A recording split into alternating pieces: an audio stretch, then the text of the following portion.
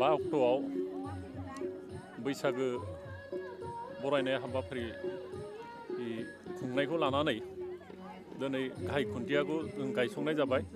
बेवहाय जों आलासि हिसाबै ललित चन्द्र बर' बिथांखौ लेंहरनानै दिनैनि हाबाफारिखौ जों मावफुंबाय आरो जोङो गासै बर' माहारिनि हारिमुफोरखौ गोग्गोमै लाखिनो थाखाय जों गासै बर' माहारिफ्रानो जोङो साखाफारा खालामना होनांसिगोन जाहाथे मोजाङैनो जों हाबाफारिखौ मावफुंलांनो हायो आरो बेवहाय दिनै जोंनि बर' माहारिनि गोबां माहारियारि आफादफोरा जोंजों लोगोसे हेफाजाब होफैदों। गासैबो माहारियारि बर' आफादफ्रानो आरो जों फैबाय थानाय बैसागो बरायनाय हाबाफारिखौ सानसेनि लानानै फ्राय गाजा गोमजायै जों खुंनो लादों। बेवहाय जोंना गासै मोसौ थुखैनायनिफ्राय लानानै जोंनि खुंखा जानाय आरो बर' हारिमु दिन्थिफुंनाय बेफोर हाबाफारि थाजोबगोन आरो जोङो बे ओनसोलाव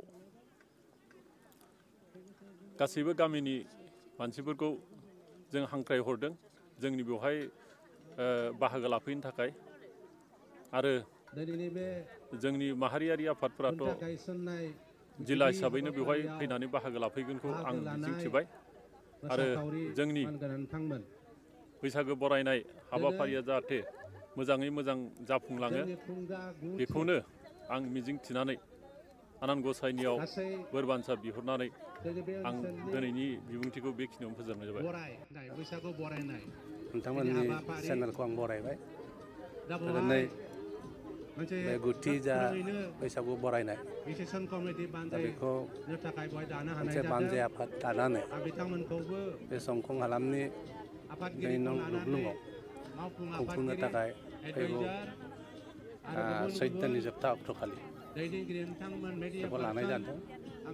दा बेखौ लानानैनो दिनैहाय रेजिस्ट्रेसन कमिटिया गिबि खुन्थियाखौ गायसनदों।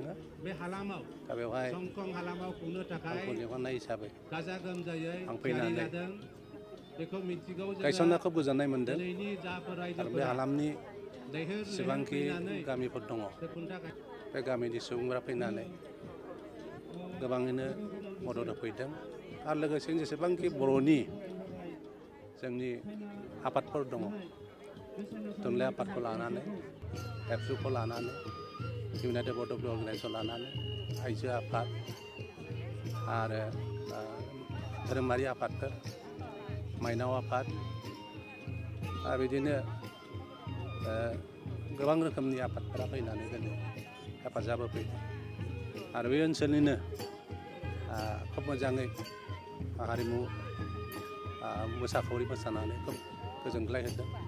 थ' आं आसा फारिदों फैगौ जोंनि जा बरायनाय हाबाफारि खोब मोजां जागोन आरो आं मिथिनाय बादि बे आफादा प्रत्येक गामिनिफ्राय जेसेबांखि जोंनि सिमेन्ट ओनसोलाव सानजा आरो सोनाब सिमेन्टआव सानजारि नोगोराव जा रायजोफोर दङ बिथांमोना ओइदिनखालि लैहोर लैहोर फैना बाहागो लाफैगोन।